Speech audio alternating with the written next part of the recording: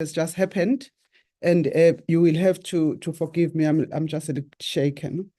Personally, I find gender equality and feminist type work challenging in many ways, as we have just seen this afternoon, as it is essentially resistance work. Whether we come at it as activists, as scholars, or as practitioners. So I hugely respect the courage of all those that do this work. I have been asked to give a brief context to the work of the Ministerial Task Team.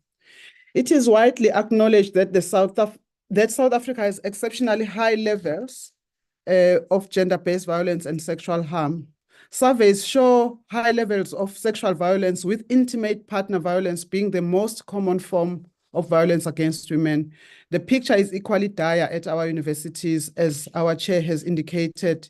The Ministerial Task Team report assembled comprehensive literature which indicate that the scourge of GBV and sexual harm is way beyond morally tolerable levels within our sector and within any sector for that matter.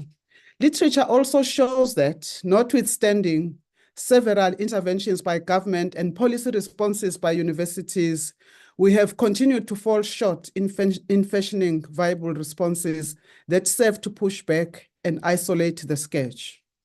In the interest of time, I do not dwell on literature, assuming that those interested would have read or will read about the state of affairs at our institutions as published by scholars that the report references. I also believe that we would have familiarized ourselves with defining and decisive moments and events before and leading up to the work of the task team. It is important to note that the struggle against GBV, led by our students in particular, is long and dates back to the early 1990s. Protests, actions at UCT, at Stellenbosch, at Rhodes, at Forte are among the most notable ones. In the report, we also highlight the fact that a range of transformation-type policy interventions by government and universities seemed to have pushed aside and into the background the specific interventions we needed to mount to address the stubborn gender-based violence infractions at universities. It is our impression, backed by literature that we mobilized as the task team, that the interventions relating particularly to efforts aimed at eliminating GBV and sexual harm have been uneven at best. As a background and a trigger to this MTT work, a few concerned academic colleagues wrote to then Minister Naledi Pandor in 2019, voicing growing dismay and deep consternation around GBV on our campuses. The minister responded by convening a ministerial task team to advise her on measures and interventions that could be marshaled to address GBV and to respond to sexual harm at our universities. Through the terms of reference, the MTT was tasked to advise the minister and the department on the following: the effective introduction and implementation of the post-school sector policy framework to address GBV with a specific focus on universities. We're also asked to conduct a possible inquiry into sexual harassment, GBV, and gender-based harm in the university sector, considering work that has already been carried out. We're asked to propose measures to ensure that sexual offenders do not escape justice and repeat offenses in other institutions. We're also asked to propose appropriate levels of support needing to be put in place at public universities. We're asked to identify areas of good practice in reporting and managing GBV and support mechanisms that could be replicated in the sector.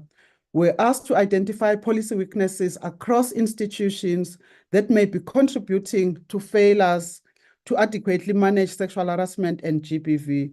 We're asked to explore and propose mechanisms and processes to report on sexual offenses in the sector, in line with the policy framework, which I know that Thandi is going to reflect on, with a view to improving monitoring and reporting. Finally, we're asked to explore other possible interventions to improve institutional responses to GBV and sexual harassment. I had the dubious honor to have been asked to chair the ministerial task team that would subsequently produce this report in 2022. This report, which was gazetted in May this year, is the subject of this council seminar today, and we're going to push ahead, notwithstanding what is pushing against us.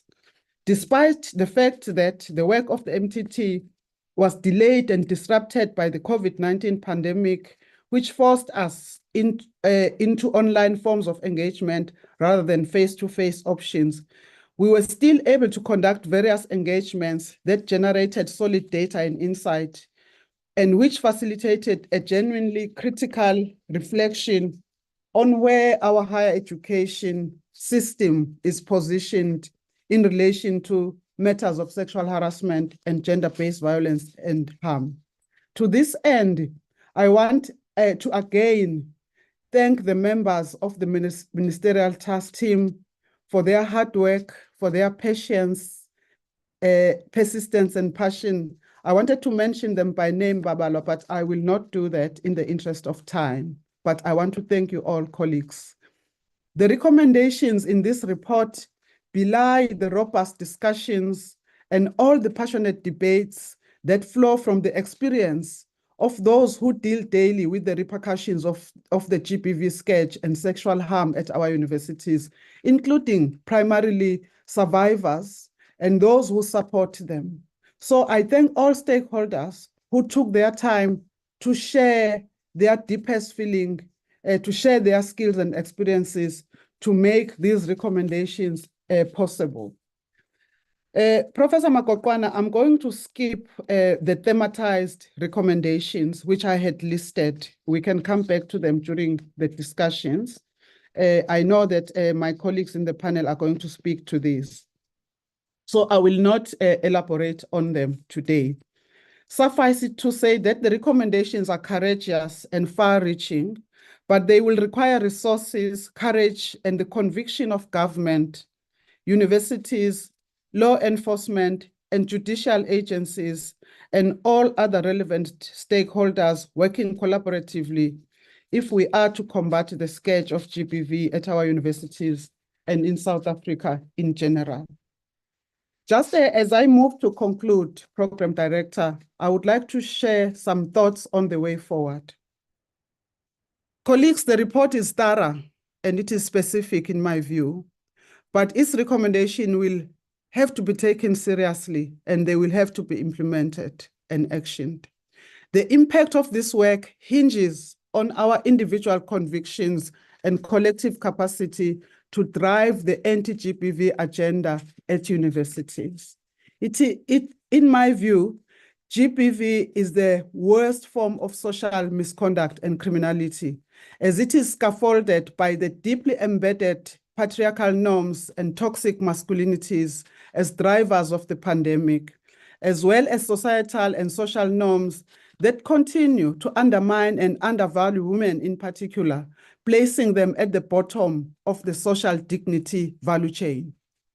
There must be a reinterrogation of our institutional cultures at our universities, which in my view are simply not agile enough and not sufficiently sensitive to addressing practices and responses that prop up and sustain GBV and that deepen psychological scars for those that experience it. It is my opinion that if we do not apply our minds to this culture challenge in tandem, in parallel, so to speak, policy responses will continue to fall short.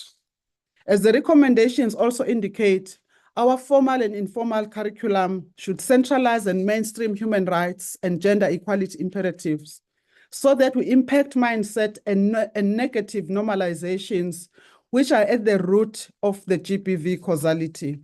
As already mentioned, this should also involve collaboration inclusive of traditional leaders, inclusive of men, of civil society, of schools and universities, government stakeholders, law enforcement, and the judiciary, and all stakeholders and concerned citizens of our nation.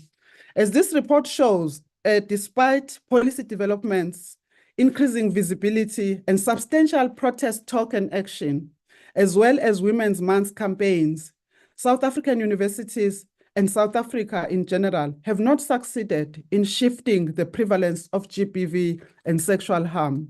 It remains a stubborn blight on our democracy with devastating effects for those who experience violence and harm, as we heard from the representations of the people that spoke to us. The zone of concern at our universities rests on two broad pillars or categories in our experience and also as reported by survivors. Firstly, rape and GBV survivors who have dared to come forward have odds stacked against them, including social typecasting, most interventions being slow, and dealing with what I call in the meantime, which is the period between reporting and the conclusion of the cases, a situation that leaves survivors vulnerable and fearful while they await the outcome. Secondly, serial perpetrators of GBV who are found not guilty for various reasons, which include poor evidence, survivor, fear, and stigma. We see that victims sometimes report and then unreport and retract. These perpetrators persist in their behavior, often moving to other places. This is obviously often exacerbated, as reported by those who work on these matters, by the fact that at universities, sometimes we are often more concerned with our standing and reputation than with rooting out power-insulated GBV infractions. I concede that these reflections are not any close to being comprehensive. Reflections of the panelists today, I hope, will shed more light on the gaps, structural, institutional, and otherwise, and on directions we have to take.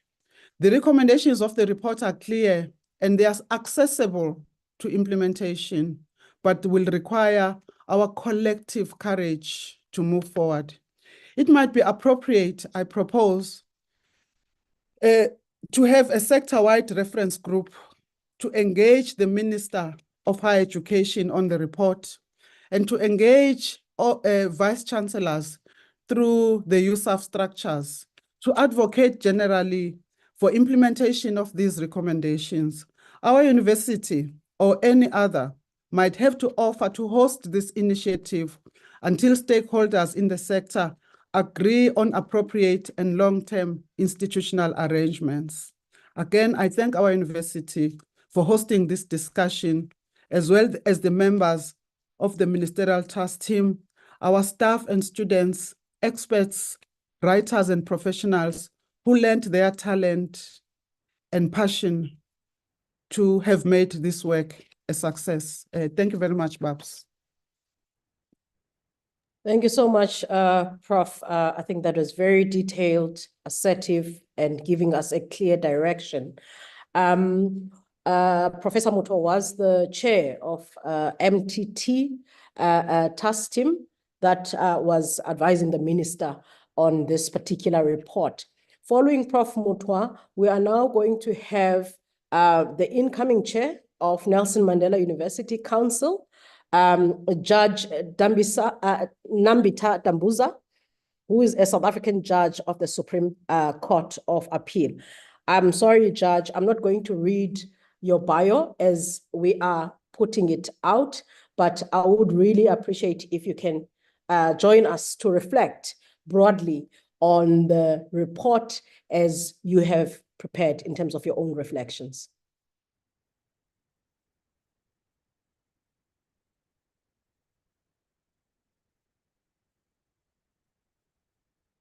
You are muted, Judge.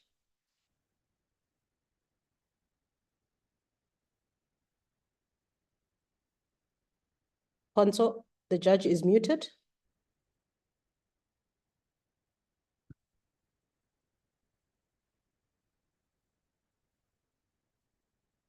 Can we unmute Judge, please? Am I unmute now? Yes, yes, we can hear you now. Thank you so much. Thank you very much. Removing the screen. Yes.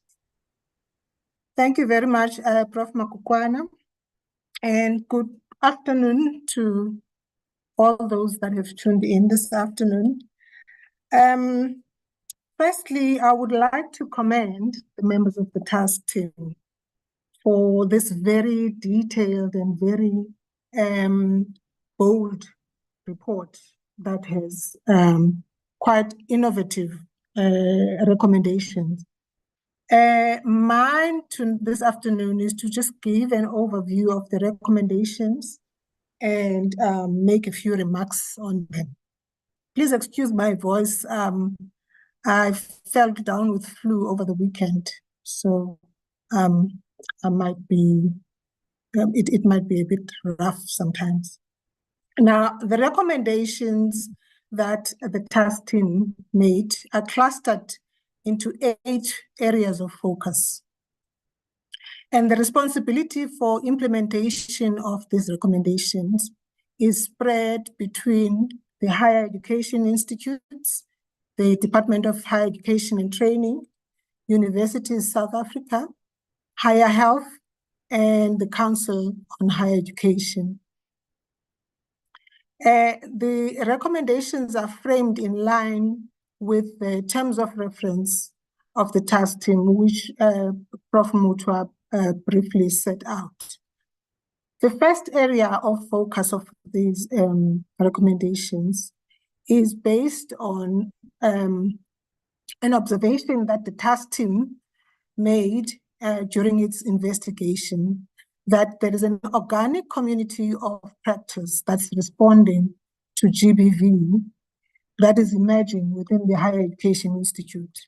So the first area of focus of the recommendation is directed at formalization of their practices. It consists of the community of practice consists of collaborations and experience sharing and mutual learnings, which must be encouraged as the task team recommends. So the recommendation in this regard is that guidelines should be developed around the structure and functioning of the COP, community of practice. That's the first one. A comparative review of institutional policies to identify gaps and areas of misalignment. Development of a centralized glossary of terms applicable to all forms of GBV to ensure consistent terminology across all institutions. An audit of individual needs of universities to reduce the disparities in capacities of different institutions to respond to GBV. These recommendations throughout, the theme is to recognize the disparities between universities and their histories. And so this last recommendation is talks to that individual needs of universities must be taken into account in implementing these recommendations. The second area of focus is around the complaints mechanisms and systems of support and processes and procedures in dealing with cases of GBV. As Prof. Mutwa has said, this is a very sensitive area of dealing with GBV because complainants often, not only in informal settings such as universities, even in formal criminal justice systems, we see a lot of withdrawal of complaints by complainants, either because of fear of exposure or victimization, or being pressurized to withdraw the complaint. So the recommendation here is, recommendations include central coordination of complaint system, clear definition of roles and responsibilities in complaint system, that institutions must develop overarching policy frameworks that address all forms of GBV, that institutional policies must address intimate relationships between student and staff and among member staff, and that all reports of GBV on GBV by third parties must be investigated. This is also quite an innovative recommendation, because in law we discourage reports of third parties, except where the reporter has personal knowledge of the event. And so this recommendation that encourages reports by third parties is quite bold. It will, however, need to be reinforced, I think, with systems that encourage the actual complainants, the actual survivors or victims of GBV to support the third-party report, so that they can give personal account of what happened to them. The fourth area of focus relates to institutional governance and accountability, and it talks to reports. It recommends that reports must be placed before council on the work that is done in implementing and supporting institutional policy relating to GBV.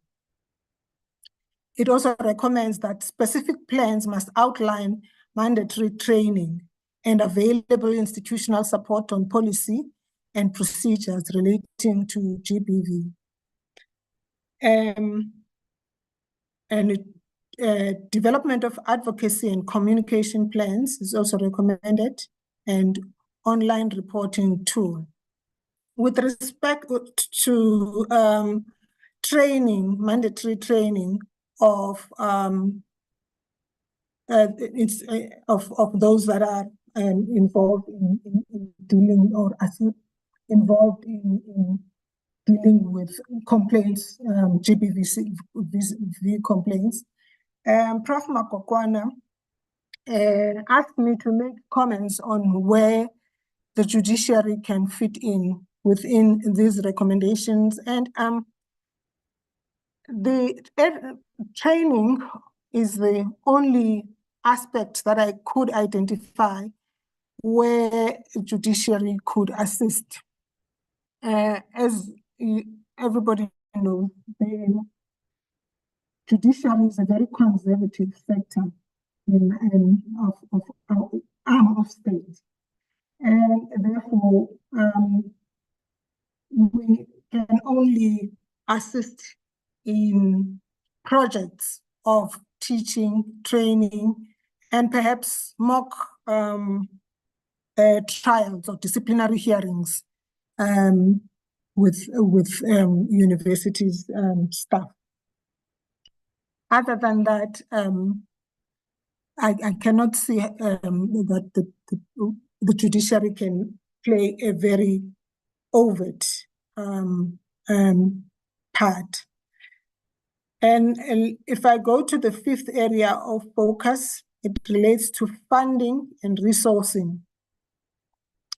And what is recommended here includes that the institutions, HEIs, document and assess their various interventions on an ongoing basis, and also take a critical in-depth look at their institutional histories and ways that their economies of power function in their respective institutions. The sixth area of focus is awareness raising, advocacy, and other interventions for social change.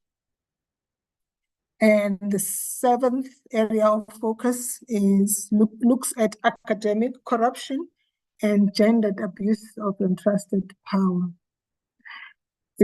includes a recommendation that that recognizes that gender abuses of entrusted power must be routinely probed in investigations, including instances where HEIs are placed under administration.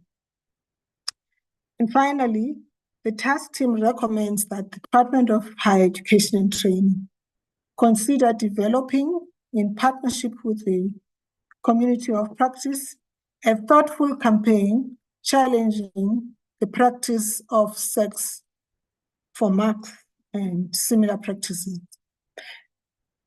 And this could be introduced together with the launch of the practical interventions, such as the register and whistleblowing mechanism. As things are now, our country does have a national register of sexual offenders. But as far as I know, this pertains only to those offenders that are convicted of child abuse. I am not aware of a general register of offenders, of sexual offenders. However, there is all convictions in court are recorded in some police forms. They call them SAP 69. And I can see no harm in each institution keeping a record of those that have been found guilty of GBV. I'm not certain, however, given that we have a formal criminal justice system, as to how disciplinary hearings and sanctions given by universities would interface with criminal prosecutions in the formal sector. And what I would want to flag is that whatever happens within the universities or higher education institutes, disciplinary structures, care should be taken in not to in the way that those accused, I'll call them accused, are handled, so as not to frustrate possible subsequent criminal proceedings. South Africans are very aware of their constitutional rights. And in many instances, we would find that offenders are quite experienced and are quite astute in reading and understanding what possible proceedings, disciplinary or criminal proceedings might ensue. And therefore, they are quite alert to any system that might sort of jeopardize their constitutional rights. I cannot offer any suggestions as at the moment, but I think it is something that we need to be careful about. And the other aspect of the recommendations that I would want to talk to is whistleblowing procedures. Again, I do not find any reason why this should not be implemented in universities, because essentially it compares quite closely with the manner in which police in the criminal justice system perform their duties. They either use undercover agents in communities and rely a lot on whistleblowing reports. And therefore, with appropriate safety measures for whistleblowers. It is something that I think could revolutionize the fight against gender-based violence. Thank you for listening to me for now. Thank you, Prof. Makokwana. Thank you so much, Judge Dambuza, with those clarifications, especially from the legal perspective, and in a way, trying to bring us into those contradictions that we were wrestling with in the MTT as well, in terms of values-based ways of doing things as opposed to only legalistic ways of doing things. So you are helping us as well. So, but I want to bring in Lisa in the conversation before we can take on some of the comments, especially regarding the two speakers that have spoken. Lisa, you're one of the members of the MTT who was involved in actually tracing some of the histories of this particular phenomenon, GBV, sexual harassment and harm in higher education. And also we know that you are affiliated with the University of Johannesburg and also involved a lot in terms of the GBV work that you do across the sector. So Lisa, without delay, can you please come in and tell us more what you've found also within the literature of what does this mean for us in the sector? Thanks, Babalwa. I mean, I think my first observation, which I was very surprised by, was the lack of literature. Which is particularly surprising in institutions that pride themselves on writing and research and generating knowledge. So it was intriguing that institutions with this focus had not turned a gaze back on themselves as to what was going on within their institutions. And they seemed to be, as one read more deeply, and here to read, I think one had to look at a broad cross-section of literature. There wasn't very much within the literature that focuses specifically on gender-based violence, but when you start looking at things like housing, governance, then traces start to appear that allowed for a broader picture to be put together.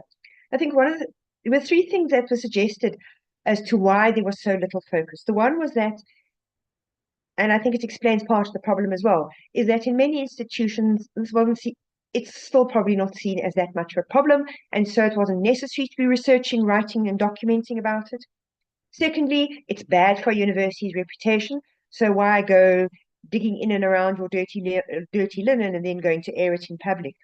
And lastly, I think there's a real problem around resourcing, both in terms of being able to establish these kinds of specialized offices, policies, and interventions, as well as to be able to do the kinds of research to understand how things are working.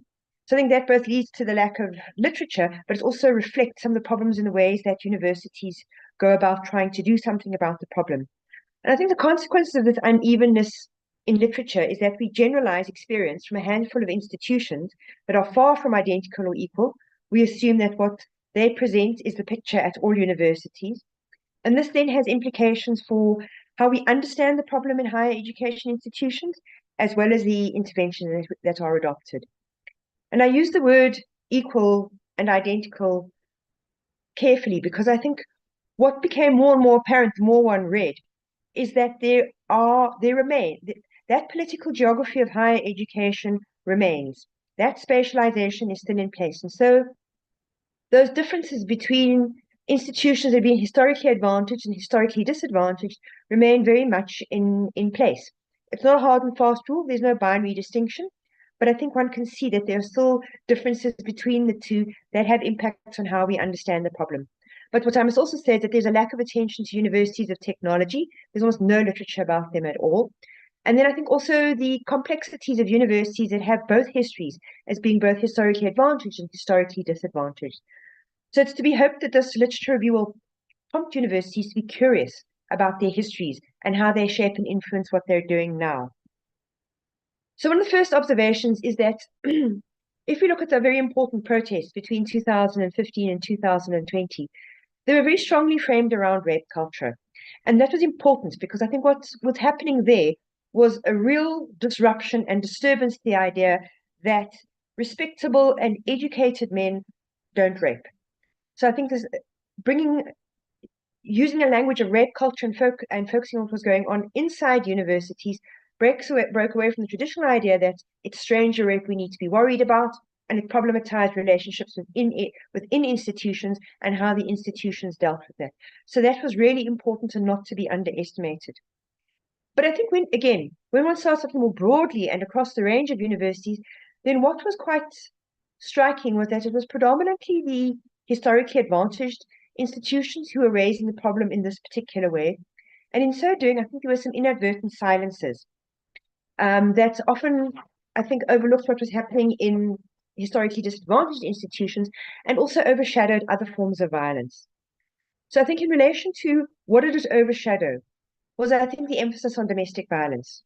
Read across the literature, especially that on residences, and you'll see that domestic violence is most definitely present in residences, but is something that tends to be ignored, often for similar reasons that people ignore it in outside universities. Not our problem, we can't get involved. They're just going to kiss and make up. This doesn't fall within the university's ambit because these are private relationships between people. So intimate partner violence suffered. I think sexual harassment also suffers in the sense that because it's not as dramatic as rape, it tends to look less serious. So there has been something of a de-emphasis on sexual harassment, and I think particular differences in different kinds of sexual harassment. So one of the things that emerged from the literature as well was a real silence around the experiences of staff. There's a great deal of emphasis on students, and they have been the courageous ones to bring the issues forward, but that doesn't mean that this is not happening to staff. It certainly is. And I think within that context, we're not only looking at sexual harassment between staff, but I think a much more hidden problem, which is that of the harassment of staff by students, or what some have called contra-power harassment. And I think that does kind of challenge the notions of power that we are using in terms of explaining gendered forms of violence, and it needs to be challenged. But I think this question of not only staff to students, but student to staff is also one that needs to be attended to. I think linked to that is also the other problem that gets quite overlooked, and that is what people have colloquially termed sex for marks, but I think is better thought about as the abuse of entrusted power or academic corruption. And there seem to be two slightly different pathways for the emergence of this. The one is a simple absence of policy looking at ways of regulating and taking a line on relationships between staff and students. I think where universities have not done that, then it allows for these kinds of relationships and the problems that one then has around the corruption of the academic project to start coming into play. So that one could see where there is information that suggests that could happen at potentially all universities. But there was, I think, a situation that the other literature that when you start looking at universities being placed under administration or have had particular governance problems, that suggests that where governance has broken down in a range of different ways, then this tends to exacerbate and open up pathways to allow academic corruption to flourish, and also to make it extremely difficult to take steps or take any kind of punitive action against those who are involved in this kind of corrupt trading of marks for sexual demands. So those are forms of violence that I think have not gotten the attention that they need to, and need to be written into policy much more strongly and attended to much more carefully. And apart from the attention to staff, I think also those with disabilities. I think there was very much a tendency to put in, oh, we pay attention to staff with disability and students, and we also look at sexual orientation and gender expression, and we also look at race, without thinking through what does that mean? How do experiences differ? For instance, I think in relation to disability, from the one single article, there's a very strong suggestion, for example, that sexuality in relation to disability is thought about in very different ways. And so there needs to be thoughts given to that and what that means for the way one then intervenes. The same with, I think, questions around heteronormativity.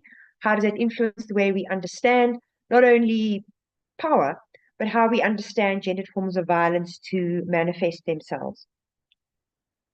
So I think based on just those brief gaps that I've tried to overview, these then really strongly link to two of the recommendations that I want to focus on. So I've emphasized the importance of focusing on the rape that we typically overlook, that between people known to each other. But that doesn't mean we should not be paying attention to rape by strangers. This emerged as a very particular problem within universities that were historically disadvantaged, and this has everything to do with their housing and the lack of resources for budgets for maintenance and security. So some recommendations here, for example, look at things like the fact that, and I don't know if this has been addressed since we wrote the report, but that off-campus housing, which seems very much a feature of many of the historically disadvantaged institutions in rural areas, there was simply no security provided. And these particular residences were consistently, time and time again, over a 4 or 5 year period, targeted by gangs or syndicates who were after students' laptops and cell phones. And while they might have shot male students, it almost always was also accompanied by rape of female students. And there were also patterns of serial rape, specifically targeting universities, students within these institutions, because security was simply not as strong as it could be, and housing was not. I think housing is much more disparate than you will see in universities with more resources. So there's a need to pay attention to housing, how it's managed, its security, and the resources available to that. And linked to that, I think as a general point across universities, it's important that they look at how security services are trained in order to receive reports of violence, but also the way that they respond to them, and perhaps overlook male students' expulsion from campus or temporary orders restricting them from coming back onto campus. There definitely needs to be some kind of training around security services, in addition to all the attention that needs to be paid to housing, where it's located, what kind of security is made available. The other area that needs to be looked at is, of course, these questions of reporting and accountability. Ideally, one would want universities to be undertaking the kind of research that they need to inside their university to develop that knowledge of transformation as well as knowledge for transformation, but it's accepted they may not necessarily have the resources. So a very second best option is to look at how can universities generate administrative data? How can it be made compulsory for them to report what is going on, for them to keep records as to how many complaints they're receiving, what kind of complaints they're receiving, what are the outcomes of those disciplinary inquiries? I mean, those are not just tick box exercises. They used carefully. This kind of data does provide universities into an insight into patterns, what is potentially effective, what is ineffective, and what they could be doing in order to take a more preventative approach. But I think in terms of accountability, it's also important that council at the highest level takes charge of policy, and so is required to report on the disciplinary hearings, the training, the advocacy that has been done, as well as the kinds of policy changes that have been made. They also need to set out what are their plans in order to institute and embed policy and other interventions into the university. What kind of training, advocacy, and communications? And then I think there needs also to be an online reporting tool developed that would, again, help to keep track of what is being seen at university so that we can start to learn and reflect from experiences. Because if there's one thing this literature review made very clear, is that you can set up something, as happened in the 1990s, and you can look as if you've cemented it in policy and duties, and this can unravel and evaporate within the space of a very few years, and all that institutional memory be lost. So I think if we start to find ways to make this part of standard duties, then hopefully we won't, in 10 years' time, be repeating a cycle where something was done, but then simply all dissipated over the space of years because it didn't get the attention it required. Thanks, Babalwa. Thank you so much, Lisa. That was very comprehensive. I think even people who have not read the report kind of get the themes that are running through the literature review.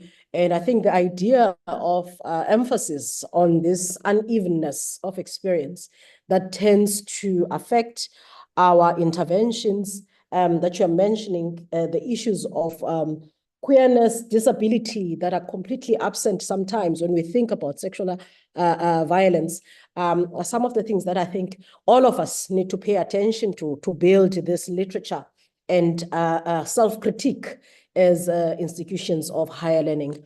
Colleagues, I would like to invite Associate Professor, Professor Thandi Lewin, who is an associate professor at the Ali Mazrui Center for Higher Education Studies at the Department of Education Management Leadership in the Faculty of Education at University of Johannesburg.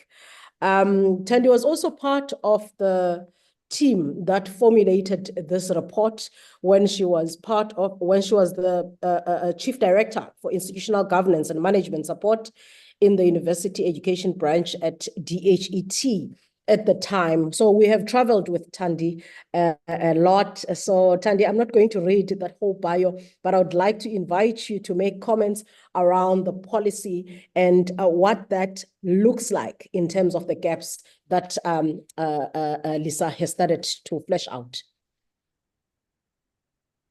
Thank you so much, Prof. I hope you can all hear me okay. Thanks a lot to NMU. Friends and colleagues who I care about and respect work at this university, and I do commend the council for leading on this discussion. I know a number of universities are grappling with this report. Well, I hope there are, some are, that I'm aware of. And I think it's great that the leadership of the university is really thinking about how to bring this report into the work of the university and how to respond to it. Because as the chairperson of the MTT said, it's a really, it's quite an important report. It's extremely important. So, and I'm not just saying that because I was part of it. I was in the department and part of the support team that facilitated the work of the MTT. And I've been part of many such task teams over the years. Ministerial task teams, but I think this one was pretty special in the way that it really grappled with some quite difficult issues and refused to kind of back down from them. And it therefore went quite into some quite deep issues. I also think, so I think it's really worth reading for people who are scholars in the field, as well as for those who are interested in the issues more broadly, and those who care about higher education and social justice as well. I really think it's an important report, and I'm so relieved that it's finally in the public domain, because it's taken a while to get there, and we were worried that it wouldn't. Part of why I think it's important, I think Lisa has at least started to outline for you, is that the literature review that she wrote is really an incredible piece of work, and I'm glad it's published because I think scholars will be able to draw on it, and I think that it really goes quite deeply into areas that we haven't really unearthed before. But maybe just two things that I wanted to say that comes out of it, and why I think it's slightly different. I mean, one is what Lisa's already talked to about the heterogeneity of the system. And I think that was very important because I think the MTT took that very seriously in terms of how the recommendations were crafted. But I also think that it says why gender-based violence and harm and sexual harassment are so important in the university environment in a way that perhaps is often just taken for granted in the higher education literature. And that is that in academic environments are particularly vulnerable places to abuse of power, because the context exists for abuse of power, gendered abuse of power to happen. And I think that the report shows quite clearly why that is possible. And I think that's something that we need to recognize as people who work in universities. And the other thing is that the idea of academic corruption, or the idea that the academic project is deeply affected by gender-based violence and harm and sexual harassment is something really, really important. And I think the literature review focuses on that in a way, and it runs through the work of the MTT, and it's in a way that's really, really important for us to take forward in policy. So I just wanted to say that. So I think at council level, I think, to be honest, that many of the recommendations are for institutions themselves. And given that a lot of the findings show that the policy is really quite thin in many ways, that there does need to be a review of policy. But also there's a lot of focus on the fact that policies need to be socialized. Policy as text is just not enough. Universities, communities need to be socialized around some of the things that are in policy, and the opaqueness of policies in terms of how people access the tools and resources that policy makes available are really important. And particularly because in a university environment, they are focused on care of staff and students, but also on teaching, learning, and research and the environment in which that happens. So I think there are some really useful practical examples in the report of where policy needs to shift at an institutional level. But I also think that what the MTT report does is recognize the broader context of gender-based violence and harm, and how important it is that these policies talk to broader policies on gender equity as well, and on institutional culture issues. One of the most important recommendations is on the issue of relationships between staff and staff and staff and students. And of course, staff is a very it's a very broad group of people. It includes postdoctoral researchers. It includes many, many temporary staff in institutions, as well as those who are permanent. But I think the fact that very few of our institutions have policies and have taken policy positions on relationships between staff and students is something that we picked up very early on in the task team. And I think it's a really important recommendation. And I think the department will need to hold institutions accountable on that and many aspects of it. I think that the fact that the council is grappling with this report is really important because it's not just an issue of health. And why I'm saying that is that I think that at a national level, we've seen the development of this policy framework on gender-based violence and harm in the post-school sector. It doesn't only talk to universities, it talks to other forms of post-school institutions, primarily the TVET colleges and the community colleges, which is a relatively small sector, primarily focusing on adult education at the moment, but one that is due to expand quite significantly depending on the funding and capacity available. But I think the accountability needs to be really carefully worked out at a national level. So I don't think that universities can and should outsource the work that they need to do in relation to this policy, on the basis that it's seen as an issue that relates to the health sector. I say that also because I'm grappling myself with the idea that we call gender-based violence a pandemic, both in our political discourse, but also I believe it was the World Health Organization that first called it a pandemic. I'm not sure that if we think of it as a pandemic, that we will get the kinds of levels of understanding that we need in terms of the kind of culture changes that are needed at universities. So universities are not going to be able to outsource some of this work. But at a national level, there is a need to harmonize the policy frameworks. While this task team was working, the department in 2020 released a policy framework. And I think that policy framework is going to have to be updated because many of the recommendations that are in the MTT report actually go beyond what is recognized in the policy framework. Sure, there are overlaps, but we're going to need to take the work that this task team has done into account in that. And the accountability frameworks will have to be thought through at all levels, both at institutional and national level. We do talk about the reporting regulations, and this is in the recommendations that talk about funding and resourcing. Again, looking at the broader picture, we shouldn't look at this on its own because the reporting regulations need to ensure that institutions are able to report effectively across a range of issues, and this should be part of that reporting. But it's very important that we don't create new burdensome systems that mitigate against institutions reporting properly and end up with kind of compliance-related reporting. So there needs to be very careful thought given to the how and what of reporting. But the report is very clear about the norms and standards that need to be in place. And there definitely needs to be some kind of norms and standards around policy.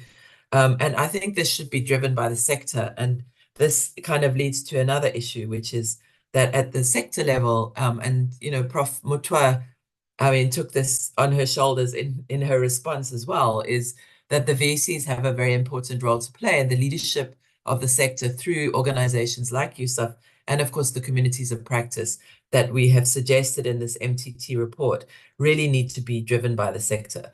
And that includes the need for combined resourcing to be made available. So where there's possibilities of a lot of recommendations around the kind of training that's needed, the formal referrals, the possibility of kind of regional resource and complaints mechanisms, the advocacy work that needs to be done, there is a real opportunity for shared platforms to be developed. And if universities can spend maybe some of the time they spend on rankings, on possibly thinking through how they can resource these kinds of things, which will have probably very little impact on their rankings, if not negative ones. I'm not sure if anyone's really looked at that, but it's something we need to look at. Then that's something we need to do.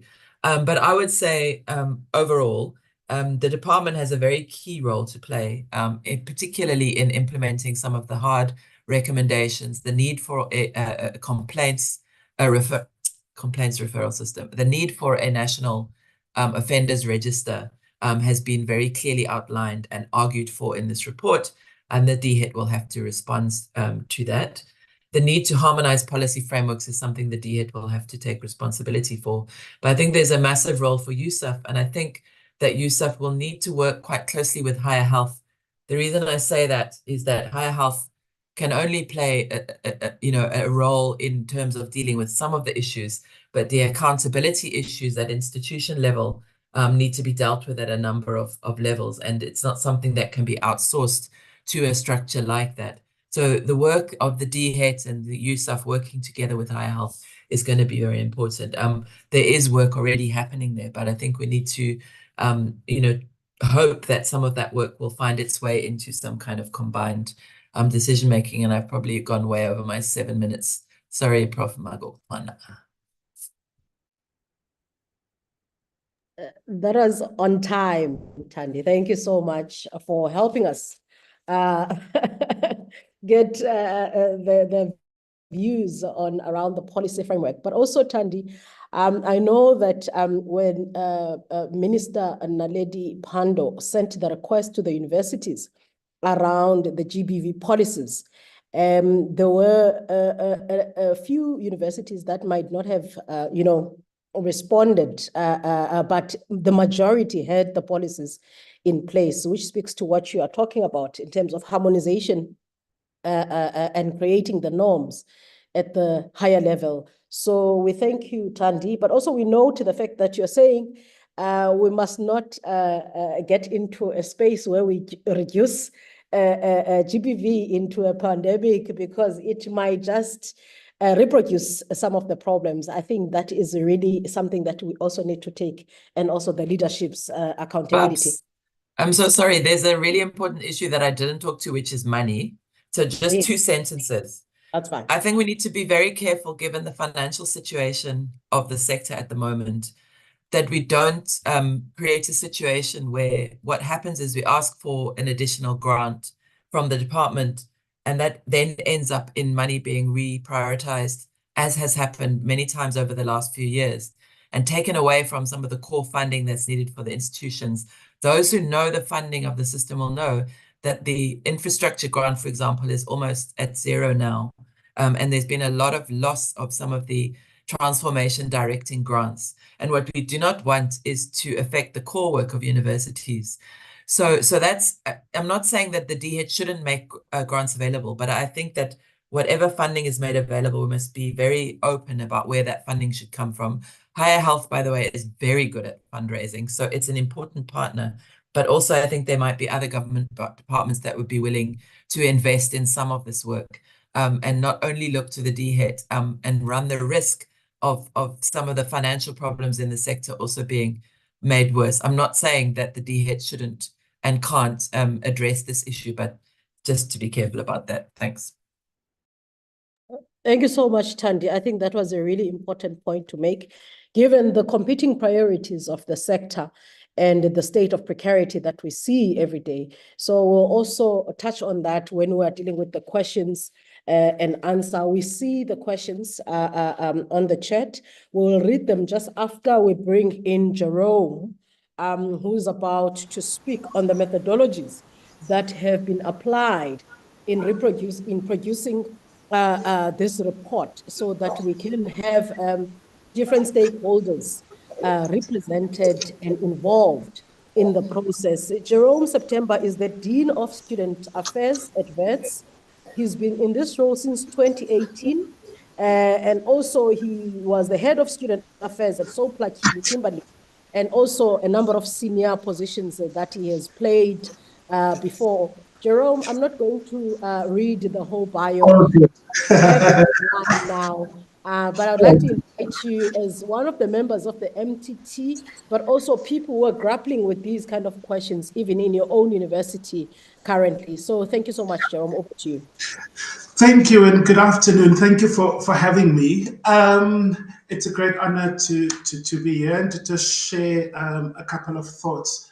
I'm coming out of quite a bad flu, so I've made notes, which as I was listening, I've kind of now shuffled around to kind of just stay in tune with how the conversation has been going thus far. So you've heard, colleagues, that in terms of the approaching the work, once we received the brief and clarified the brief, it was important for us to kind of get a sense of what the literature says, get a sense of the state of play, and Elisa spoke to that. And of course, then also the policy context, not just at a national level in terms of the legislation, the national policies, but also just where institutions were at in terms of their own policy frameworks and guidelines.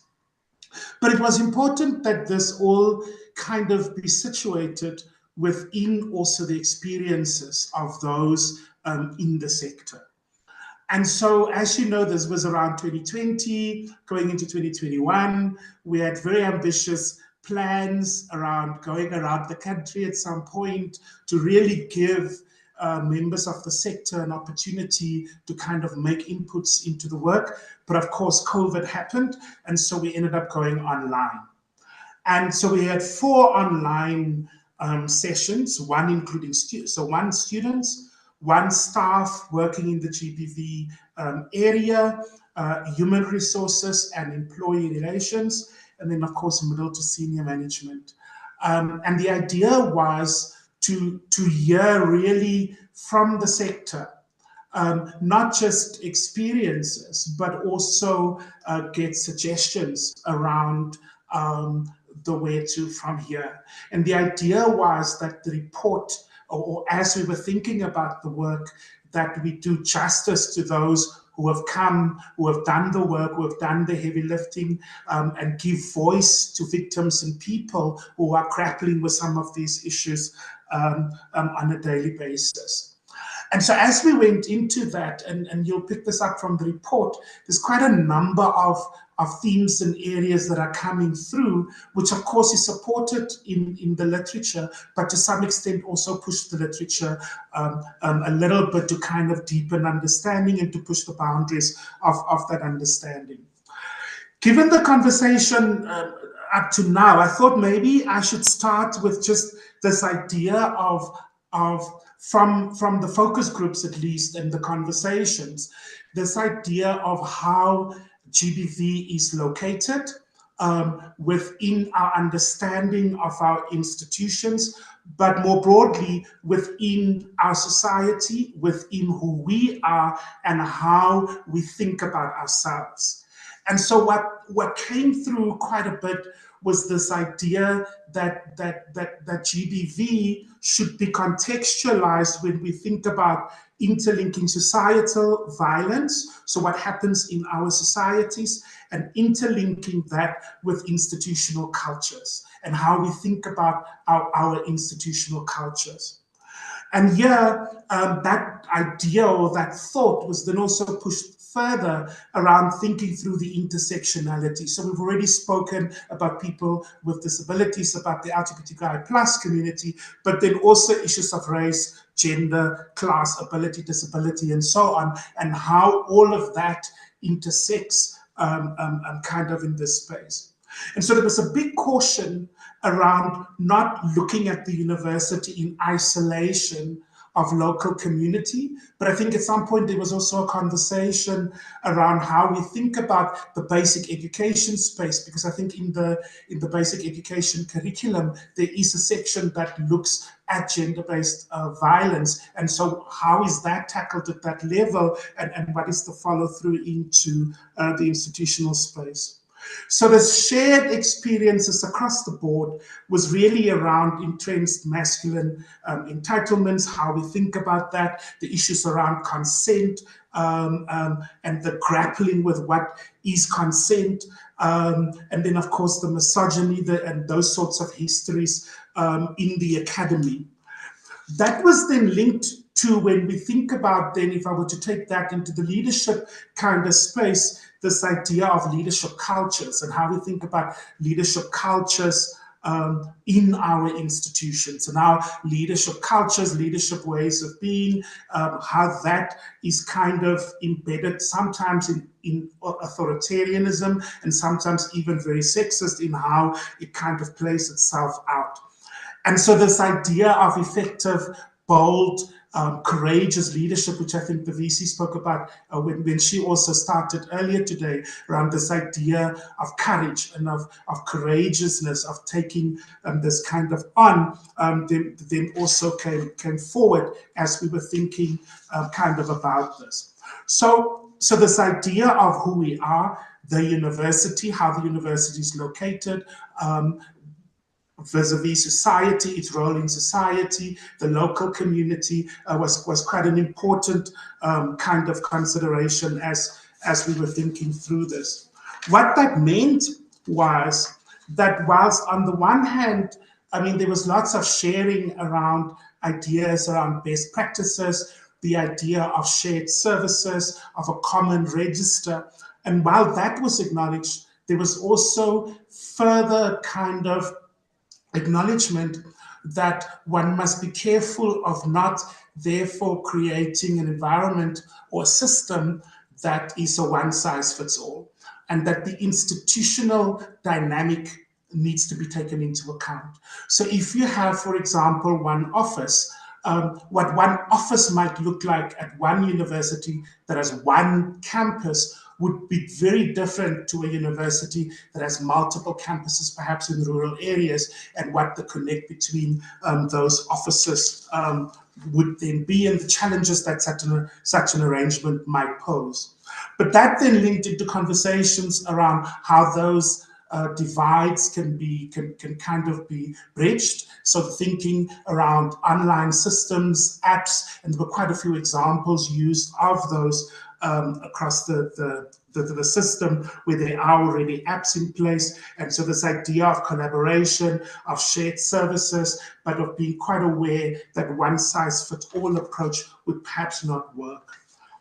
So there were several, I think across the board, there were several experiences shared of just the frustrations. So the frustrations around policy ineffectiveness. So while practical ways were being suggested, that was kind of highlighted by that. The importance, as I've just said, of using centralized technology, the issues around confidentiality, and people perhaps not having enough faith in the system. So this idea of building trust in reporting systems, building trust in the overall system, and perhaps a better coordination of kind of those of the system and how one responds, how one deal with some of the cases.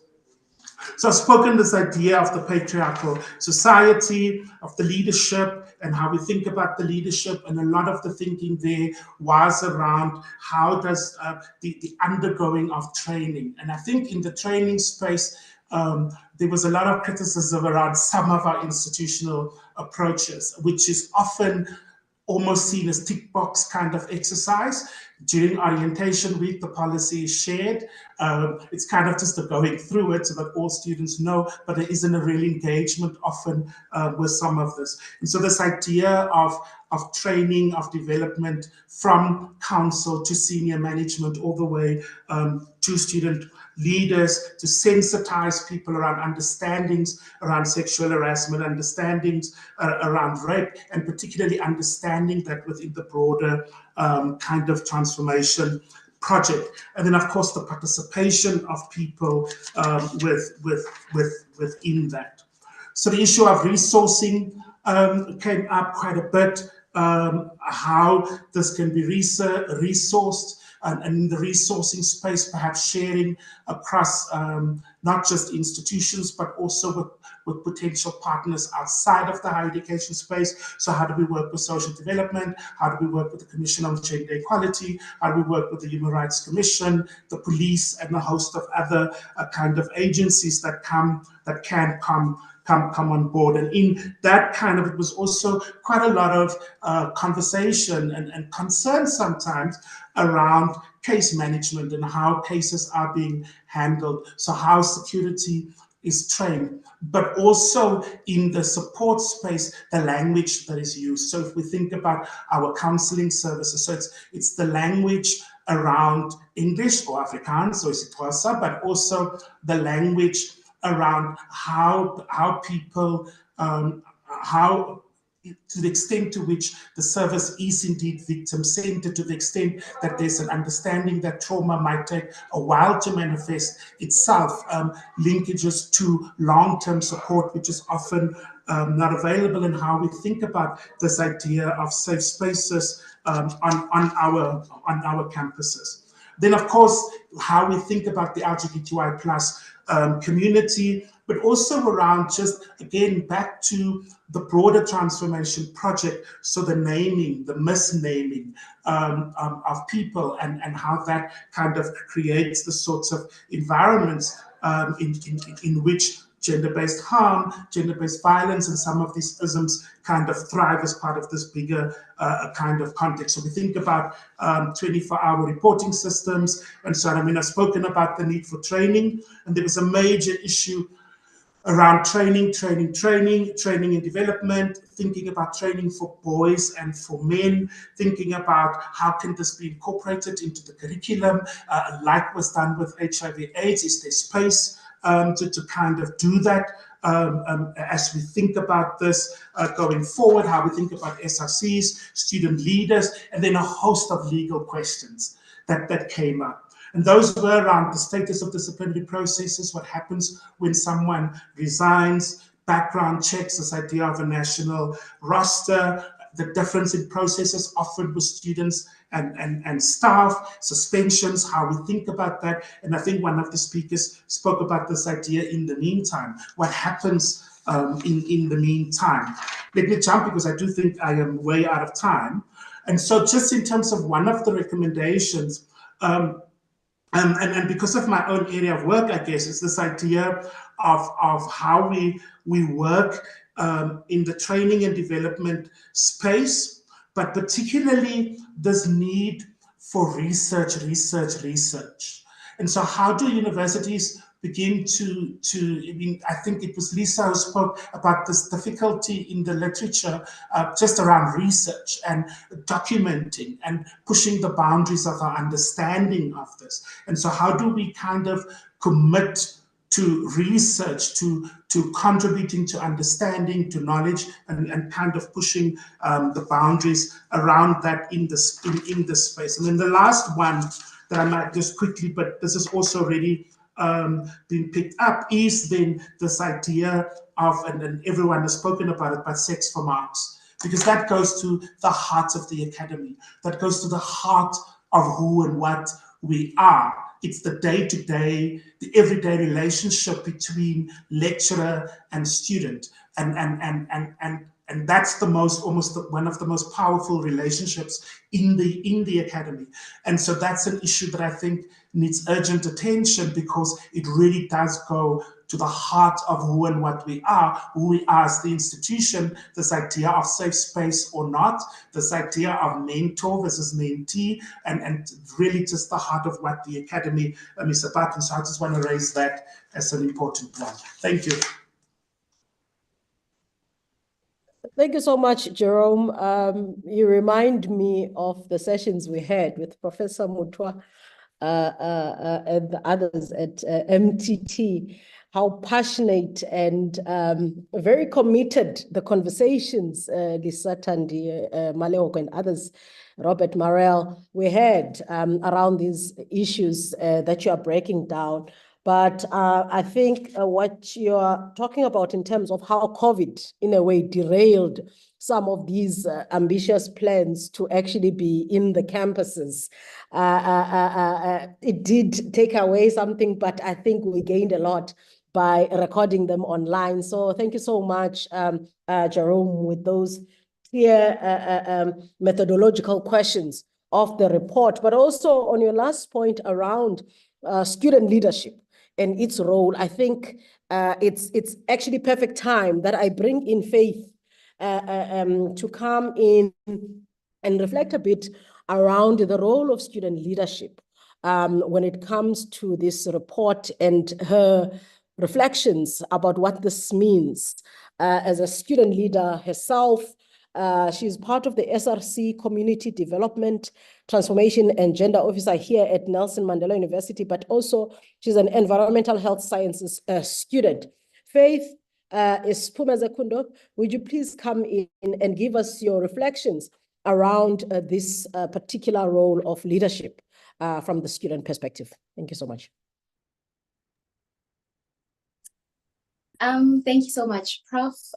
Good evening to everyone. First and foremost, I would like to take this opportunity and thank everyone and the team for actually asking me to give my input on the recommendations that have been made by the task team.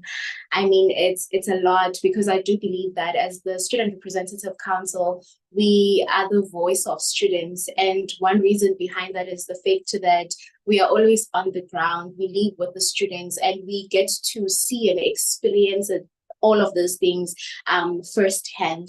I do want to say that when I started the portfolio as the transformation officer and gender, I had to go to the transformation office at school. And one of the reasons behind that is because I wanted to know about the policies, about the processes that the Nelson Mandela University utilizes to deal with the gender-based violence cases. And I did have a mini training, which was a bit helpful, because I got to understand the policies, I got to understand the processes, and then I got to fully be comfortable with being part of the inquiry panel, where I would make a recommendation based on the different cases that we get on a monthly basis. The reason why I am giving this overview, it's because I do want to focus on some of the recommendations that were made that I personally feel like they might close a gap and work on a bit when it comes to the unity we're trying to come up with in eradicating gender-based violence and sexual harassment cases.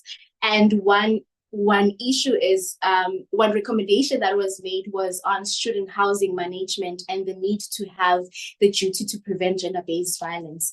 I had to speak about the fact that I did not have knowledge on the gender-based violence policies that are in the institution and what more of the management of the housing residences. As we on daily basis encountered different residence managers, different student leaders, we got to understand that some of the residence managers do not know the processes, do not know the policies that the institutions work on into ensuring that they work on eradicating the gender-based violence cases. It was into an extent that some of the residences would actually have their own inquiry panels when it comes to gender-based violence without really reporting to the school, which is something that shouldn't happen, because the school has a team set aside to deal with this, because at the end of the day, the team is equipped in a sense whereby they will know how to support the victims, and at the end of the day, they will also know on how to deal with the perpetrators so that this thing is not continuous. So we got to understand that the residence managers are not equipped enough to understand that these are the policies that we have and these are the processes that we have. So if, for instance, you detected gender-based violence or you are seeing signs of the gender-based violence, this is what you're supposed to do. Hence, I feel like awareness and training is crucial in these residences, because as much as the students find themselves almost on a daily basis in the institutions, they spend most of their time in the student accommodation. Hence, the first the first-hand people who deal with them on a daily basis. I'm talking about the managers, I'm talking about the house committee student members, I'm talking about the RSA, the cleaners. They need to be trained so that they know how to detect the red flags, and they also know how to respond to gender-based violence in the different residences in the institution. And it's simply, it could be as simple as an EHP. When I get to a store for an inspection, the first thing that I request is a certificate of acceptability, and then I request if, for instance, they have a section where they make food, I request for training for the food handlers. The training certificate actually gives me assurance that the people working on the food were equipped to know of the hygienic practices that they're supposed to abide by to ensure that they do not contaminate the food. So taking it back to this, I feel like when accreditation is about to happen, the university has to ensure that the residents, managers, and the people working in that particular residence are trained. They know of the policies, they know of the processes.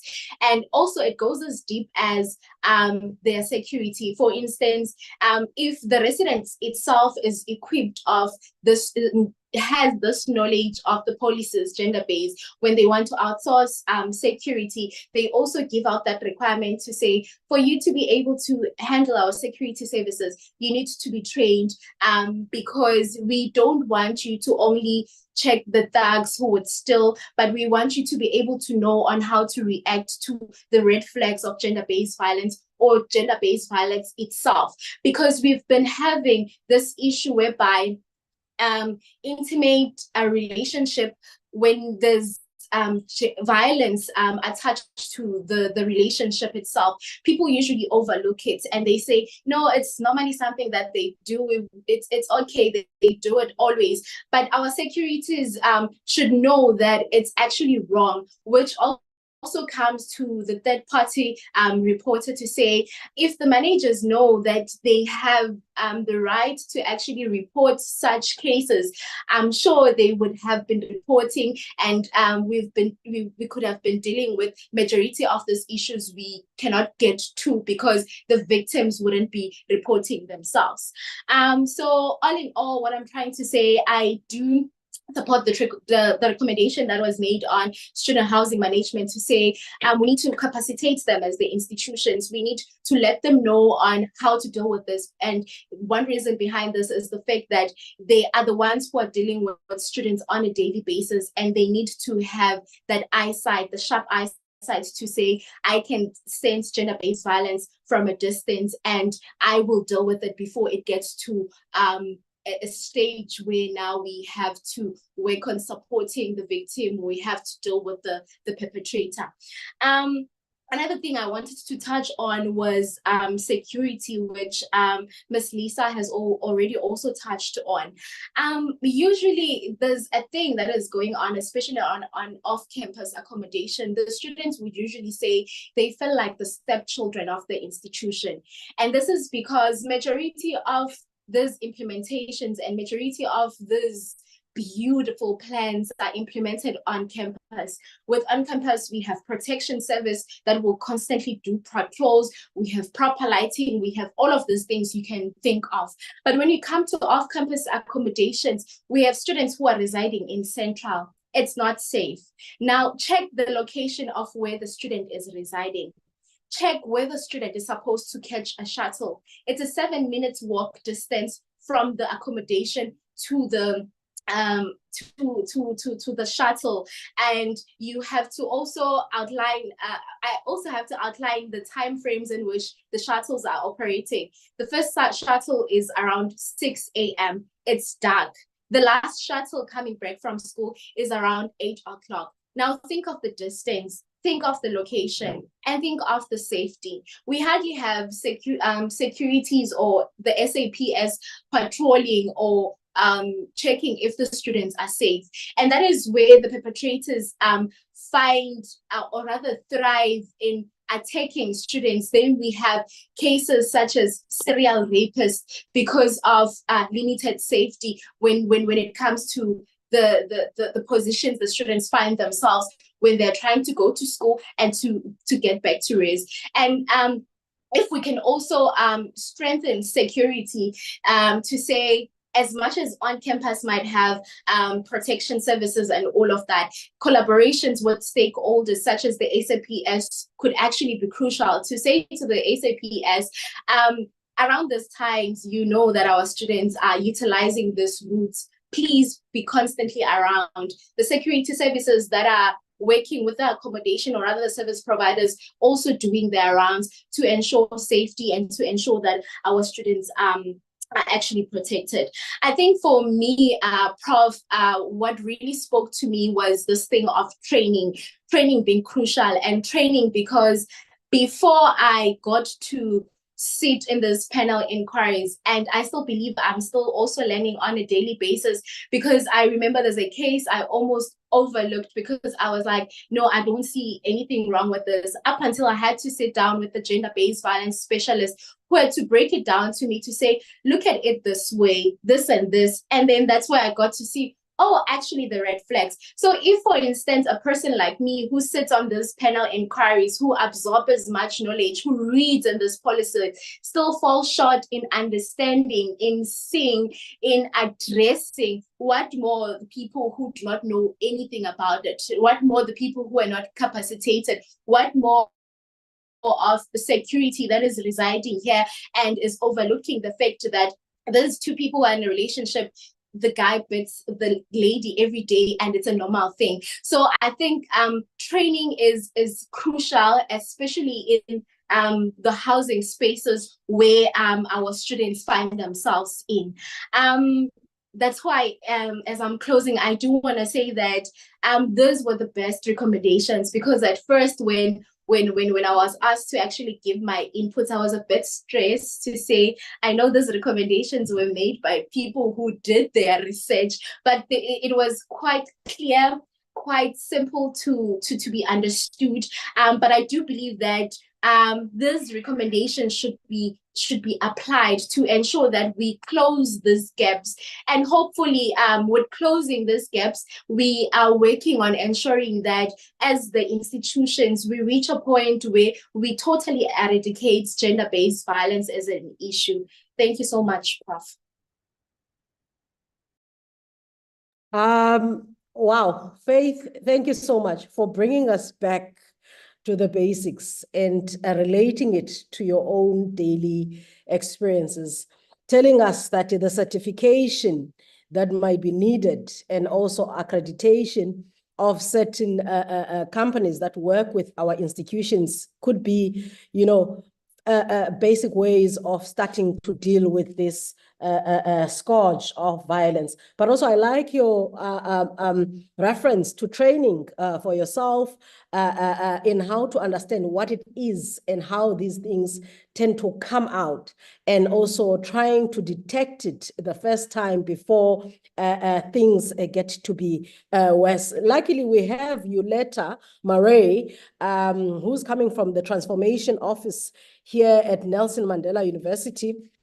She's a social worker, and also she specializes in GBV counseling and advocacy.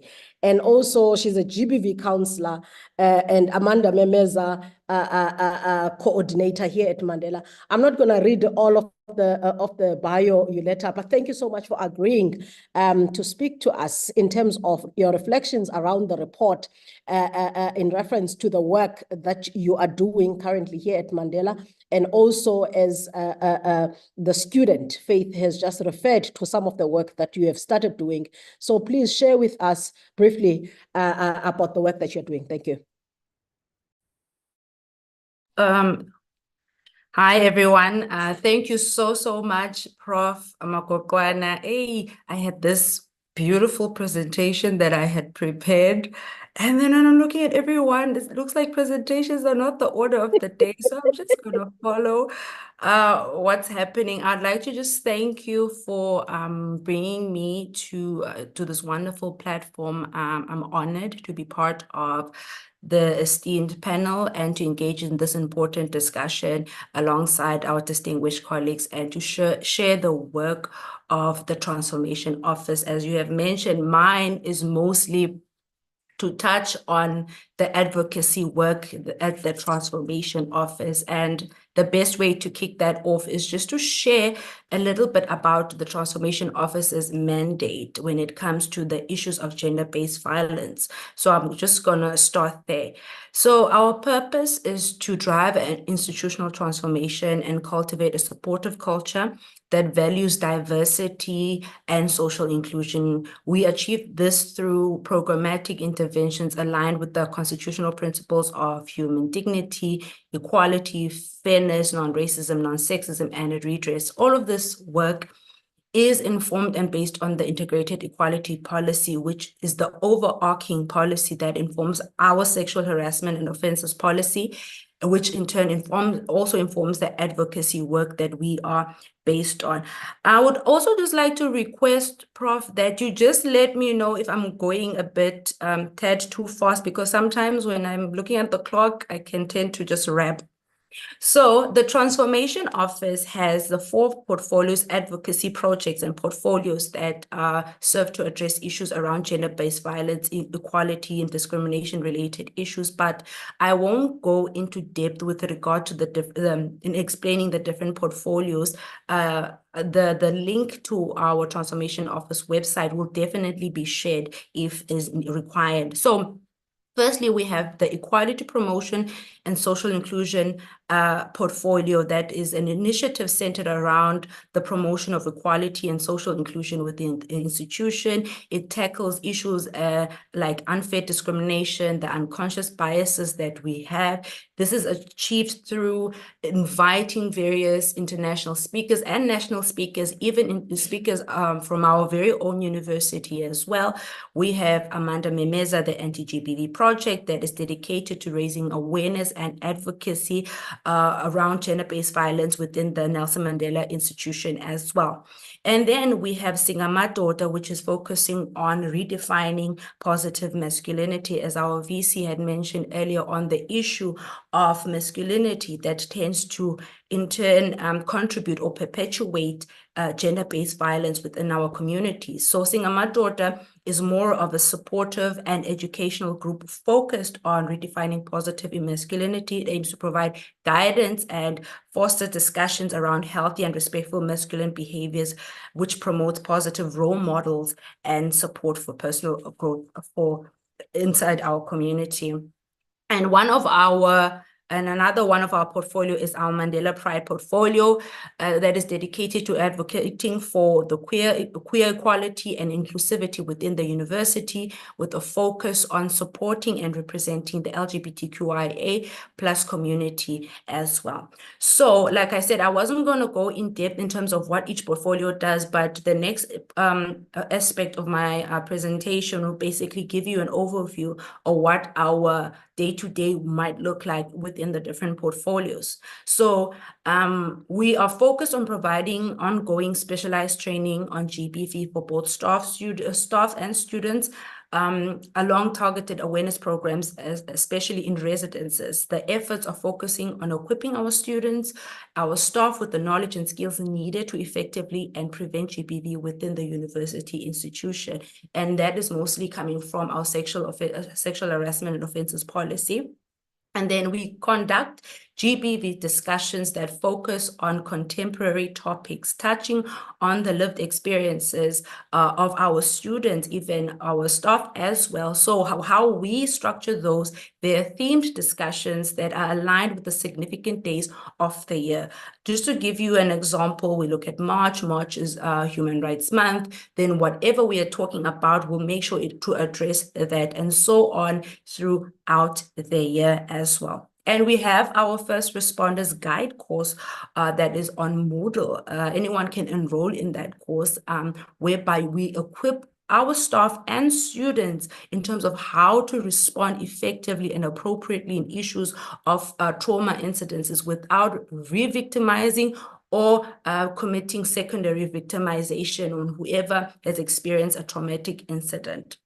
I had already touched on Singamadoda earlier on. So we also have, we empower women to and offer self-defense classes and training. And the person who is conducting those self-defense classes not only focuses on the physical aspect of protecting yourself, they also look at legal aspects as well in terms of equipping our students and staff in that regard. Furthermore, we facilitate support provisions, for example, where there's an arrangement of mediation. If mediation is required in that particular incident, we also move on to offering psychosocial supportive measures. So whereby an individual receives individual counseling with myself, and if maybe the individual is presenting with complex trauma, they are then referred to an initiative called AIA, which I'll touch on a little bit now. So I'll just start with and then for staff members, there's occupational health, there's support groups, there's queer support groups. And then, like I said earlier on, that if perhaps an individual has been assessed and is presenting with symptoms of complex trauma, then they are referred to an initiative called AIA, which was founded by Ms. Zela Fupe and Sanda Nyoka, who started the project after a female student had been killed in 2019 at UCT. The goal of this whole initiative is to provide mental health support to student survivors, helping them heal and continue to pursuing their dreams and their studies. So thanks to the donations from the different donors of this initiative, the initiative was successful at UCT, and then it was expanded into the Nelson Mandela University, whereby they partnered with the university because of its forward-thinking approach to help GBV survivors as well. So the AI believes that alumni around the world can help support the mental health initiatives. However, we had experienced a little bit of challenges in terms of getting alumni into the program. So then it was opened to any professionals into the helping professionals to join the initiative as well. So this initiative is free to our students, where they get a maximum of 8 sessions or as needed from via this initiative. So I was also just asked to comment on the recommendations that were made via the ministerial task team. And I think it would be apt for me to comment on some of the ways in which we've put into effect the recommendations, especially via the Transformation Office. So the report had expressed a serious concern over issues of the protective services or the security staff personnel not being undertrained. So the report, sorry for that, I'd set a timer for myself. The report suggested that all security personnel, whether in-house or outsourced, receive training on GBV, including first responder skills, and the Transformation for Office, without repeating myself, has been actively doing that, providing specific training for security personnel as they are first responders. And furthermore, we launched a campus safety forum earlier on in July, involving protection services and various stakeholders like your living, your student housing, to enhance the safety measures on both George campuses and the Gqeberha campuses. And another one that was touched on, so that I would like to comment on, was the report mentioned that it was necessary to advocate for a holistic approach to GBV, including proper security measures, trainings, and partnerships. So, and with various stakeholders. Like I said, Prof, I had prepared a presentation. You would have seen all my wonderful stakeholders who we normally work with. So we have taken a proactive approach by integrating various aspects of GBV response, such as your self-defense classes, like I mentioned earlier on, extensive training, our first responders course guide, the collaboration with South African police services as well. And another recommendation that I wanted to comment on was the emergence of formalization of the community of practice. Through the ministerial task team report suggests that formalizing the COP function will be beneficial, potentially through the development of guidelines and outlines of the COP structure, functioning, and its relationship with the university. So we have been involved with a community of practice whereby we attend conferences, we share ideas, and we have benchmarking sessions discussing programmatic interventions and policy provisions for best practice as well. As a result, this coming December, the Nelson Mandela University will also be co-hosting in terms of the COP, the get together. So thank you so much. I see Prof is already here, but before I leave, since I'm out of time, I just wanted to make a mention. I also had the opportunity to go through the recommendation around funding and resources, and it spoke a lot about funding policies, hiring and employing staff members, specialists around gender-based violence and GBV initiatives, but nothing was said about the issue of student funding, which I have come to observe as a gender-based violence counselor. It's a major issue for our students, which makes them vulnerable to issues of sexual exploitation. We are having issues of amablesa because of vulnerabilities regarding student funding. So I think maybe it can also, that can also be taken into consideration. So thank you so much, Prof. I hope I covered you. Thank you so much, Yoletta. You've actually covered exactly what we needed as the host of this webinar, to understand what is already happening within Mandela, where can we improve, and also where we can work together in terms of advocacy and awareness and training. And colleagues, before I invite just the last round of closing, I just want to read some of the questions that in the chat. It seems like some of them have been already opened. I think Steve Grayson was asking, hello, colleagues. Wonderful to be here with you today. Is the report available for public reading? I'm a community organizer and the moderator of an attempted safe space that's struggling with finding community-centered methods for managing intra-community harm. So I think Professor Lewin there answered and said, yes, the report is publicly available. Thank you so much, Steve. We noted that. And Horata Tengeta is asking, are there any recommendations or case studies about how institutions with more resources can assist those who do not? Are there some needs, resources, structures that can be prioritized or modeled to be shared across institutions as a start to redressing the resource inequalities? I think Jerome also answered that and says that there are a few examples in the report, but this is precisely why we suggested a community of practice so that we can develop those shared resources and expertise in our attempt to eradicate GBV. Ruby Ann also says, thank you to the MTT and the panel for their contributions. Within higher education sector, we are dealing with effects of socialization, which would require efforts beyond the sector, starting with the structured and deep programmatic interventions, starting at ECDC, primary, secondary, and tertiary levels of education, mainstreaming and integrating social inclusion, equality, social justice, human rights, etc., into the curriculum. How is this addressed in the report? And I think that since we don't have many questions, but few comments that were there in the chat, I see Prof. Mutwa was also commenting with regards to Tandi's caution around making GBV just a pandemic.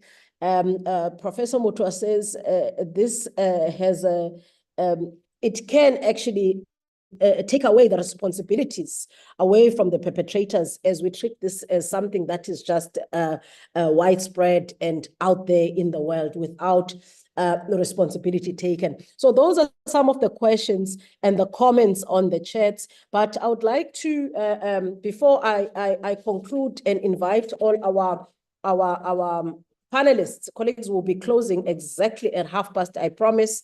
I just want to say some of the key themes that are running through the presentations, and I do encourage all that are here to download the report and also to make sure that we have these conversations across the sector so that we can have these collaborative efforts across different sectors, and also the data management that people are referring to. I think it is absolutely crucial, the centralization of the case management practices. And also, I think Lisa spoke about it and Thandi spoke about it as well, in terms of the regulation of sexual relations on campus, which have a tendency to promote exploitation as well. The issue of investing in research and also physical infrastructure for security and housing, and also training of those who are in the coalface of dealing with the GBV in our different institutions. Colleagues, I am not saying exactly what I would have loved to say, but I do think that this is a first take on this report that was already done in 2022, but I do think that we will not be doing it justice over 2 hours. I am inviting other institutions to take on the baton and come on board so that we can create this COP, but at the very same time, push for higher leadership in our different institutions to take these recommendations seriously. But I would like to invite 1 minute each from each speaker to reflect maybe on something that they thought they would have liked to say in response to the questions, or something that they missed on speaking on in closing. So I will start with you, Jerome, at the bottom. Just 1 minute, your closing remarks quickly before we can go. As I run to think, what is it?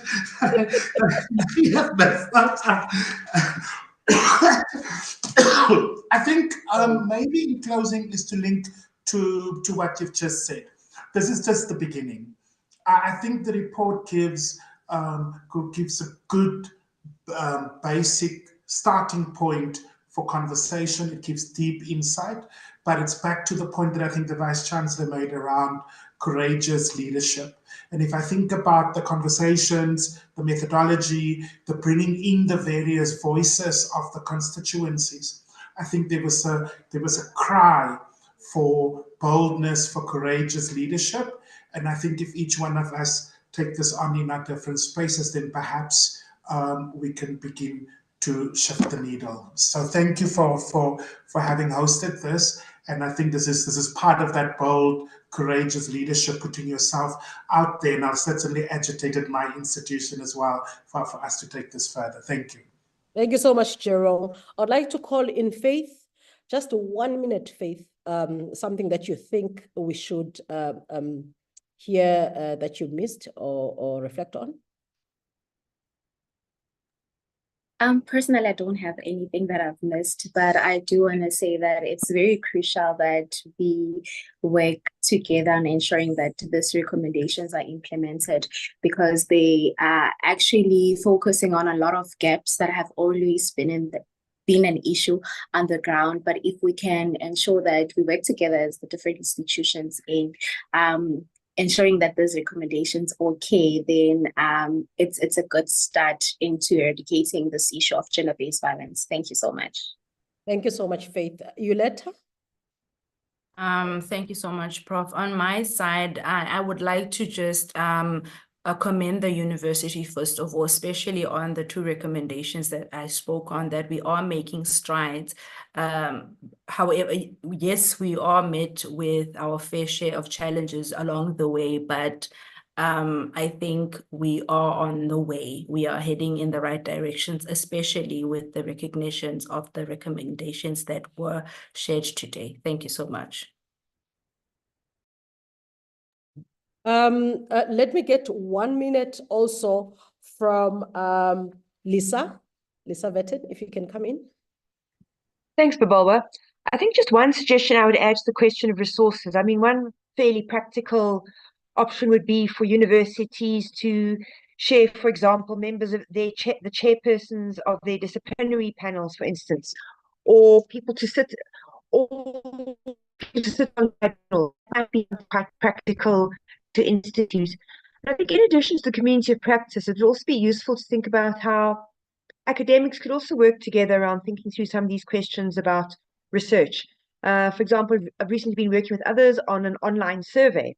Lots of challenging questions around that, and it would be useful to have colleagues to be able to bounce these ideas around and their pros and cons. So perhaps a community of practice for those who want to think through some of the intellectual and academic contributions to support the work of the offices.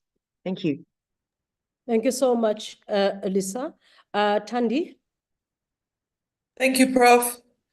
Thanks again for this really great opportunity to discuss with you, and thanks to, oh, sorry, you can't see me. Thanks to NMU for organizing it. Just two things. Just putting my bureaucratic hat back on for a moment. I think it would be apt for the MTT, if possible, to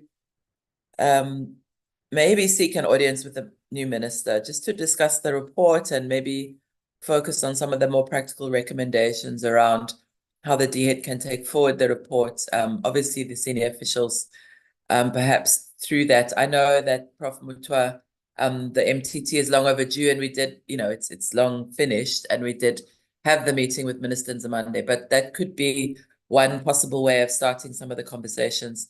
And then also, I know that with Prof. Mutwa, we also relied very much on the fact that she was the chair of USAF at the time that we had the MTT, but it would be useful to try and take the discussion also to the USAF board.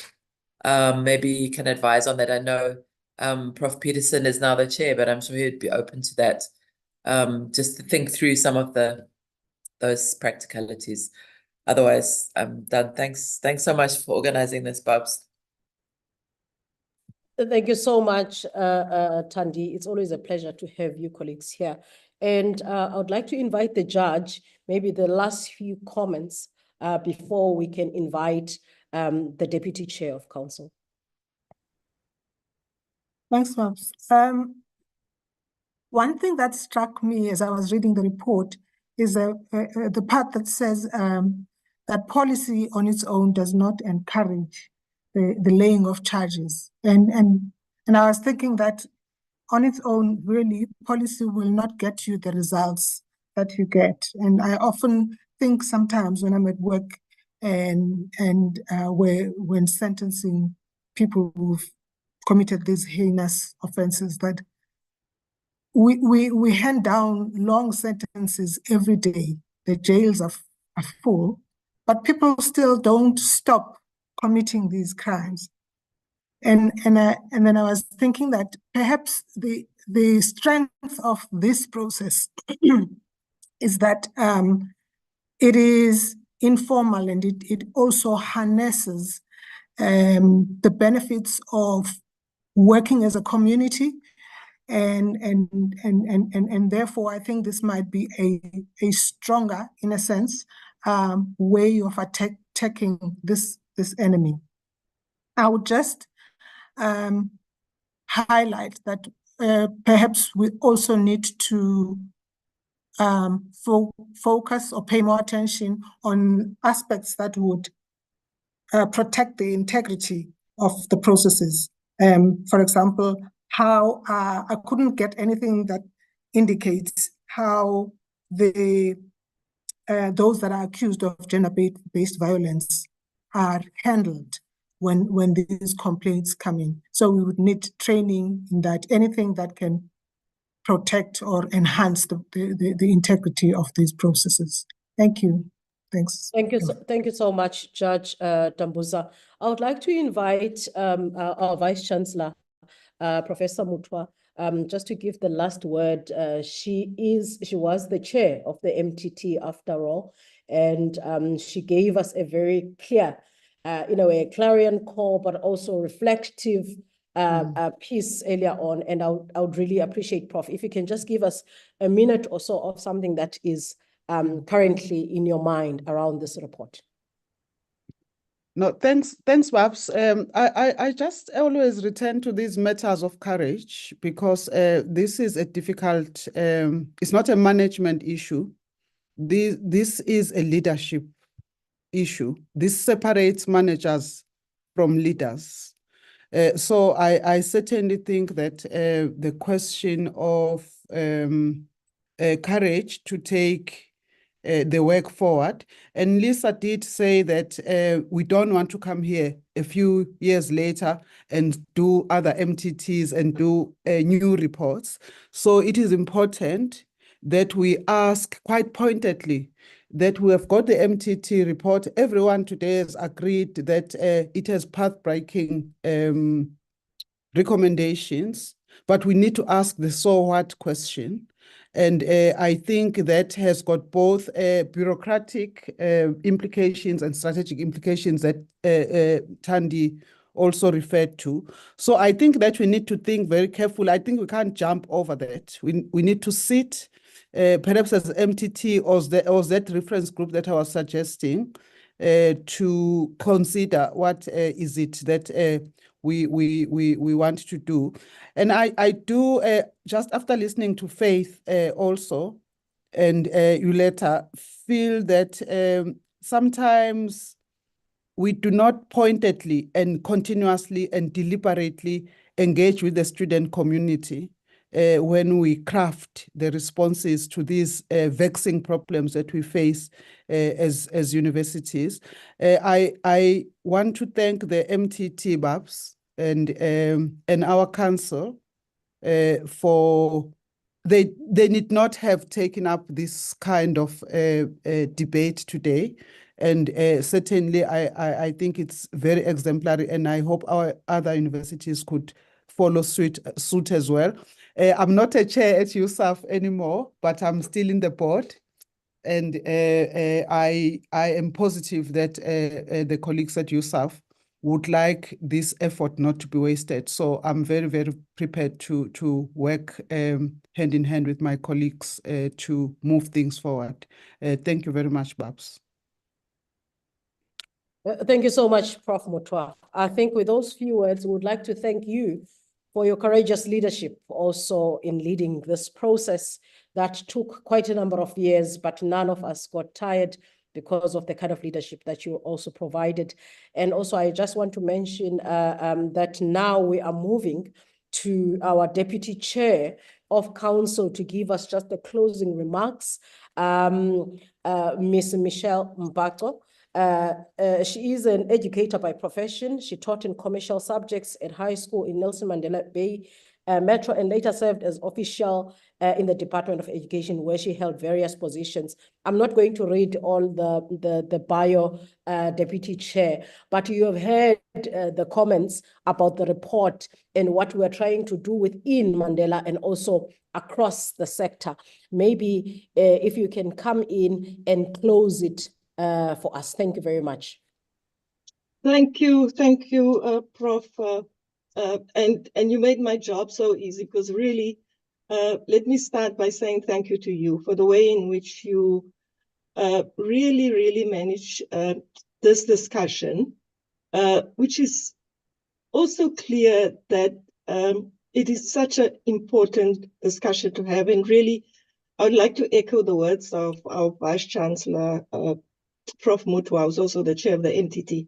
What we need is to be able to have those courageous conversations, to ensure that we have leadership, to ensure that council take, and we've shown in terms we take our responsibility very serious, and hence this initiative, and therefore that through the Vice Chancellor and currently the acting Vice Chancellor to see that how, I mean, Faith and Aletta really shone the light on the realities that confront people within the space, and how do we then ensure that those issues are addressed.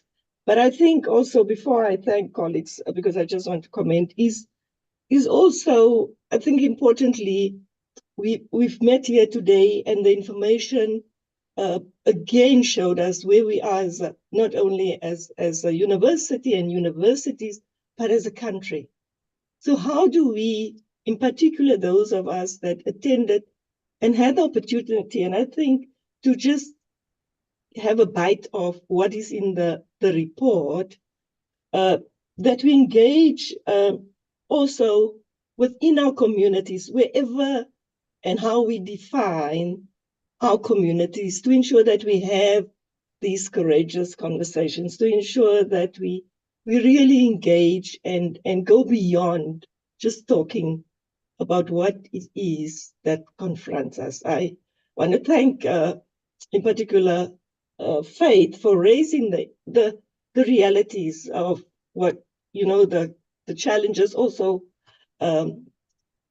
with our accredited off-site accommodation and those realities that face students. Faith, I can assure you that these are issues that members of council will tell you that we have raised also in council and express our concerns, and also engaging with management. We're not blind to the realities. Also through, of course, as council having representatives not only on Senate, but also on the institutional forum, and how do we then utilize the information that we receive to ensure that we also work on the systems. I mean, our policies, we always review, and we try our best. But Chairperson, let me then proceed. I'm mindful of time to say, as Nelson Mandela University would really like to express our sincere gratitude to the esteemed members of the panel that we had the opportunity to listen to it. It's not every day. So to all of you, Judge, to Dr. Thandi, Levin, Mr. September, Lisa Witten, to Yoletta Marais, to Faith Kumalo, and also to our incoming judge. Thank you for really taking us through those recommendations and sharing your experience as a member of the judiciary about how some of these things could possibly be considered. And then to the chair of the ministerial task team, our own Vice Chancellor, Prof. Mutwa. Thank you, Prof, for your courageous conversations. Let me also take this opportunity to thank Prof. Kiet, who's also our acting VC, but also the Deputy Vice Chancellor, engagement and transformation, and the driving force in terms of certainly our expectations on what can and should be done. To our facilitator, thank you so much. I think you've really managed to manage time as well, because ideally this should be, I think, a 4-hour discussion, but thank you. And then I intentionally am thanking our outgoing chair, Ambassador January Patil, lastly. So in closing, I would really, on behalf of us gathered here tonight, thank Ambassador January Patil for all her efforts to ensure that council, not only as council, do what we are assigned to do in terms of our governance responsibility, but to have a meaningful engagement with the university community. And also, of course, beyond through our engagement and transformation portfolio that we consciously decided upon to have in order to ensure that Nelson Mandela University really lives to its name. So, Ambassador January Patil, this is most probably your last public event in the capacity as chair of our council.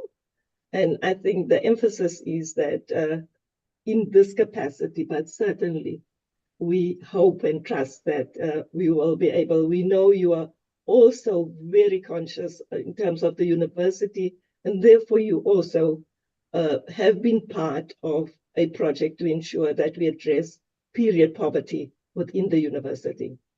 Chairperson and members of the panel, and ladies and gentlemen, thank you very much for joining us tonight. And I'm sure going forward, we sincerely hope that collectively, in all our corners where we find ourselves, we'll make a conscious decision to make a positive contribution to ensure that the issues that were raised tonight doesn't become just a talk shop, but how do we, given our different roles here, that we really take hands, address the issues, and take not only Nelson Mandela University, but also where we find ourselves in the metro, but also in the province and in the country. I thank you.